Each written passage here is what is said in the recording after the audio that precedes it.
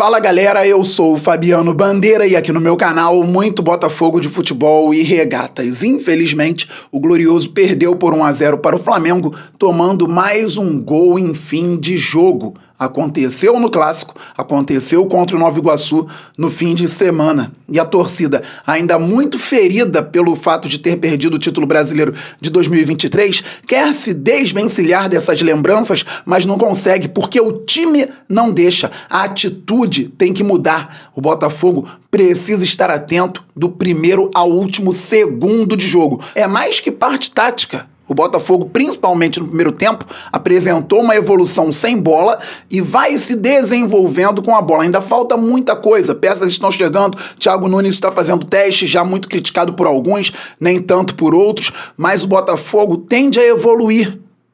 Só que o comportamento tem que acompanhar. E o torcedor não pode ficar passando por isso jogo após jogo. Pois bem, o Botafogo entrou em campo com Gatito Fernandes no gol, Matheus Ponte na lateral direita, Lucas Alter e Alexander Barbosa na zaga e o Hugo na lateral esquerda. No meio-campo, Danilo Barbosa, Tietê e Marlon Freitas. Na ponta direita, Luiz Henrique estreando, centroavante Tiquinho Soares e na ponta esquerda, o Júnior Santos. Olha a qualidade do time do Flamengo, vou te dar a escalação do adversário sem olhar. Rossi no gol, Varela na lateral direita, Léo Pereira ao lado do Fabrício Bruno na zaga e também o Ayrton Lucas na lateral esquerda. No meio-campo, Pulgar, Gerson, Arrascaeta e De La Cruz. Mais à frente, Cebolinha e Pedro. E o Botafogo, na primeira etapa, conseguiu controlar muito bem. O De La Cruz pouco fez, o Arrascaeta também. Não conseguiam produzir pelos lados, não conseguiam produzir por dentro. O Botafogo, quando tinha a bola, tentava conectar com o Luiz Henrique, que fez um treino com os outros jogadores. E a grande chance do primeiro tempo veio num cruzamento de trivela do Hugo, com o Tiquinho Soares pegando de primeira e o Rossi tendo que fazer grande defesa para o Fabrício Bruno depois afastar de cabeça. Foi o grande lance da primeira etapa. Flamengo com o time pronto, tem o Vinha para entrar na lateral esquerda. No segundo tempo, o Wesley entrou na lateral direita no lugar do Varela. Depois, mais pro fim, outras trocas que falo daqui a pouco. E o Botafogo se remontando. Nosso lado direito ontem não se conhecia. Lucas Alter na zaga, Matheus Ponte na lateral e Luiz Henrique. O time tem que se entrosar. E alguns testes estão sendo feitos, também falo daqui a pouco. Pois bem, 0-0 na primeira etapa, voltamos para o segundo tempo. Não tão bem. O Flamengo voltou com mais ímpeto na segunda etapa. Não voltou melhor. Até o gol do Léo Pereira no fim, o Botafogo pouco produziu e o Flamengo também. 3 finalizações a 1 em direção ao gol no fim do jogo. Só que teve falha do Botafogo aos 40 e tanto da segunda etapa e não pode. E o Flamengo, ao fim da partida, 55% de posse. O Botafogo, 45%. O Flamengo, gente, não criava nada. Puxa, Fabi, pela postura do segundo tempo, o Botafogo merecia perder. Eu entendo quem fala isso, mas o Flamengo também não merecia vencer. Ninguém produzia nada. O Flamengo ficava mais com a bola um pouquinho no campo ofensivo. Teve uma série de escanteios. O Botafogo cortava muito bem pelo alto, com o Alter e com o Alexander Barbosa, que se machucou e saiu para a entrada do Bastos. Fabiano, o Botafogo tem que ver se vai ter reunião do Textor com o Thiago Nunes para que haja uma cobrança visando a Libertadores. Creio que em algum momento o John Textor converse com a comissão técnica, com o scout do Botafogo, para avaliar. Isso já acontecia com Castro, com Bruno Lage e pode acontecer com qualquer treinador. Espero apenas que o Textor identifique o seguinte: olha, estamos fazendo uma janela muito interessante, trouxemos o Savarino, trouxemos a maior contratação da história do futebol brasileiro, o Luiz Henrique, o Botafogo trazendo os zagueiros, trocando a linha de defesa, o John infelizmente se machucou, assim como o Jefinho. Mas realmente, Thiago Nunes, o Eduardo caiu muito de produção e eu ainda não te dei um meia. Tudo bem, o Savarino pode jogar por ali, pode jogar. Mas o Textor pode pensar, ainda não te dei um meia, de fato, para ser o titular. Sem o Eduardo, você teve que escalar 3 meio-campistas mais de contenção, não é verdade? Danilo Barbosa, Marlon Freitas e Tietê. Pois é, olha, eu entendo que já fiz um pré-contrato com o Igor Jesus, atacante que está no Oriente Médio, mas é importante ter alguém para o Tiquinho agora, porque assim como em 2023, ele melhorou a parte física no decorrer dos jogos e então conseguiu, a partir da partida contra o Brasiliense, crescer de produção para ser aquele Tiquinho que a gente conhece. Precisaria de um centroavante agora para você não ter que improvisar também. Então, galera, o que eu quero dizer aqui é o seguinte: o Botafogo precisa evoluir muito, tem responsabilidade do treinador, tem responsabilidade do Textor, do Mazuco, do Scout. E não está tudo perdido, muito pelo contrário. O Botafogo vai evoluir. É muito ruim perder clássico. Ontem fui ao Maracanã, cheguei cedo, fiquei lá fora, entrei, cantei ao tempo todo em pé. E parabéns aos guerreiros que lá estiveram, porque a nossa torcida chega junto.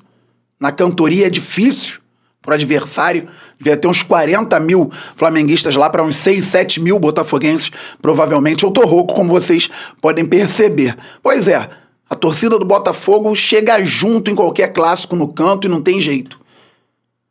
Então é claro que eu me deslocando pela cidade do Rio de Janeiro para assistir um jogo às 21h30 no Maracanã, com uma rivalidade intensa, para voltar para casa, chegar de madrugada, gravar vídeo, falar da partida, depois de uma derrota, eu não tô satisfeito com o placar, nem posso. Nenhum torcedor do Botafogo fica satisfeito com o placar. Só que em 2023, testes, Luiz Castro já à frente do clube havia algum tempo, à frente do time, e o Botafogo não jogava absolutamente nada. Eu sou sempre muito paciente com o treinador, com o Luiz Castro não foi diferente. O Botafogo não jogava absolutamente nada, a ponto de perder para o time C do Flamengo, com peças piores no time do Botafogo. Hoje o Botafogo tem um time melhor, mas ainda precisa realmente encaixar. Eu estou pensando na Libertadores. Eu não estou pensando só no Clássico. Perdeu o Clássico, não queria mais um jogo na estatística que o Botafogo entra como time derrotado. Não deveria. Deveria pelo menos ter empatado.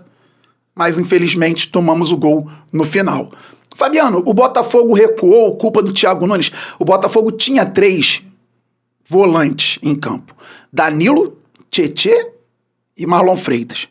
O Danilo tem que ser preparado fisicamente. É um jogador que a gente sabe que tem um histórico não muito bom com relação à parte física, então tem Libertadores daqui a pouco. Ele não pode ficar jogando 90 minutos o tempo inteiro, ainda mais num jogo desgastante como um clássico. E ele botou o Eduardo. Quando você tira um volante e bota um meia, o que você pensa? Opa, vai jogar o time pra frente. Botou o Savarino, o Tiquinho Soares ainda não está sustentando 90 minutos, levou o Júnior Santos para dentro e manteve o Luiz Henrique na ponta direita. Mesmo assim, o Botafogo não conseguiu jogar. O Eduardo tá muito mal. Eu espero que o Eduardo melhore. Tomara que fisicamente melhore, psicologicamente também, porque tá difícil. Então o Flamengo, entendendo que o Botafogo não conseguia sustentar, tentava atacar sem oferecer tantos perigos. E o que o Flamengo arrumava? Escanteios. Alexander Barbosa se machucou. Outras trocas. Júnior Santos, que para mim pode ser uma falha do Thiago Nunes no momento. Por quê? Porque o Júnior Santos está mal? Não. O Júnior Santos vai ser importante, ou tende a ser importante. Mas o Vitor Sá na ponta esquerda, sem o Jefinho, é o titular do Botafogo. E o Júnior Santos pode entrar no segundo tempo. Mas o Thiago Nunes falou na coletiva que o Júnior Santos está muito bem e por isso tem que jogar. O Vitor Sá, quando o Thiago Nunes precisou, fez ala esquerda, fez ala direita, fez ponta direita, fez ponta esquerda e geralmente bem. Não acho tão justo com o Sá ser barrado. Entrou ao fim do segundo tempo, e eu entendi o fato dele ter entrado no lado direito depois de ter ouvido a coletiva do Thiago Nunes. Entrou pelo lado direito para sustentar, porque o Matheus Ponte já estava com cãibras, e o Bruno Henrique entrou por ali. A gente não precisa falar sobre Bruno Henrique contra um lateral jovem, a gente lembra do que aconteceu no Campeonato Brasileiro. Então Vitor Sá entrando no final para fechar corredor e fechar as jogadas do Bruno Henrique, eu entendo. Mas eu não entendo o Vitor Sá no banco realmente para o Júnior Santos, embora veja o Júnior Santos como importante. Podia ser Luiz Henrique e Vitor Sá, com o Júnior Santos entrando no lugar do Luiz Henrique e o Savarino entrando no lugar do Vitor Sá, ou até mesmo o Savarino entrando por dentro. Mas ele está testando e diz que está usando o Carioca para isso. Se está usando o Carioca para teste, tem que chegar na Libertadores pronto, porque os jogadores estão chegando. lateral direito, o Damian Soares, chegou ao Rio de Janeiro na noite do Clássico. O Matheus Ponte jogou bem. E daqui a pouco falo sobre a questão do Matheus Ponte. Gostei da estratégia também adotada para o crescimento do garoto. O Flamengo fez trocas e saem jogadores como Cebolinha e Pedro. Entram Bruno Henrique, Gabriel Barbosa. É um time muito forte. Entra o Luiz Araújo no lugar do De La Cruz. É um time que incomoda realmente. Atitude, postura. O Botafogo não falhou tanto defensivamente durante o jogo. Gostei muito do Lucas Alter, do Barbosa. Gostei da linha de 4 defensores com o Matheus Ponte, com o Hugo. O Botafogo não sofria tanto pelos lados. Não sofria tanto por dentro. Era o Flamengo cruzando na área. Era o Flamengo chutando de fora. Veja o jogo de novo. Veja os melhores momentos. Vai ver que o Flamengo não produzia, gente. Tinha um volume natural, mas não produzia. Só que não foi só a última bola. Aí é que tá. Antes, o Flamengo teve escanteios cobrados para a quina da área e dali cruzamentos que ofereceram algum perigo. Não tinha construção, era algum perigo. A bola pipocando na área pode gerar uma situação difícil para a defesa. Então o Botafogo não estava prestando atenção. E o Flamengo, com esse passe do escanteio para a quina da área, encontrou um jogador sozinho para cruzar. Sozinho. O Botafogo tinha 9 dentro da área e o Eduardo 2 passos à frente da linha da grande área. Ou seja, praticamente os 10 de linha mais o goleiro dentro da área. E o jogador do Flamengo solto para cruzar ali de pertinho. Tá errado. O Léo Pereira subiu sozinho e o Gatito falhou. Se o Gatito não tivesse falhado, 0-0, a análise de muita gente poderia ser outra com relação ao jogo. Mas o Gatito falhou. O Botafogo perdeu por uma falha individual. Pode ter deixado de ganhar, não ignoro isso, pode ter deixado de ganhar por alguns testes do Thiago Nunes. O Botafogo poderia ter vencido o jogo com alguns ajustes feitos pelo Thiago Nunes, observando a partida de ontem apenas, mas não perdeu por isso. Perdeu porque em campo, 10 jogadores de linha praticamente dentro da área, nenhum para pressionar o portador da bola, e poderíamos ter 2, até 3 pressionando, porque o Flamengo tinha menos gente na área, 5, 6 jogadores, não tivemos alguém pressionando o portador da bola, houve o cruzamento e o goleiro falhou. Claramente, mais uma vez na temporada, como falhou contra o Boa Vista, como tinha falhado contra o Nova Iguaçu.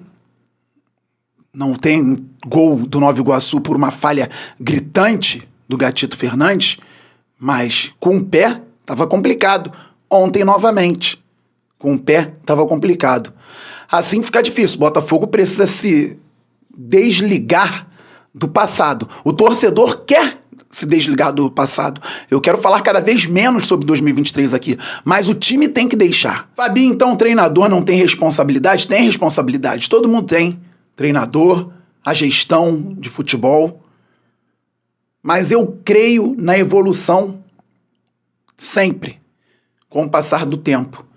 Ano passado, chegou um momento no Campeonato Carioca que eu falei, realmente, olha, esse time com Castro não tem ligação, não tem criatividade, não tem aproximação. Faltava muito isso no Campeonato Carioca, o time do Castro. Não tem aproximação. Você não vê 2, 3 jogadores perto da bola.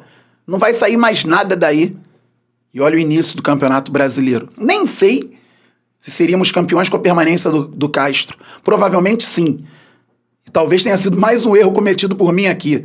Quando o Castro saiu, eu dizia claramente, tá gravado, tá em live, então posso falar tranquilamente aqui, eu dizia, olha, pra mim não tem problema. Pra mim o Botafogo pode até evoluir com a saída dele.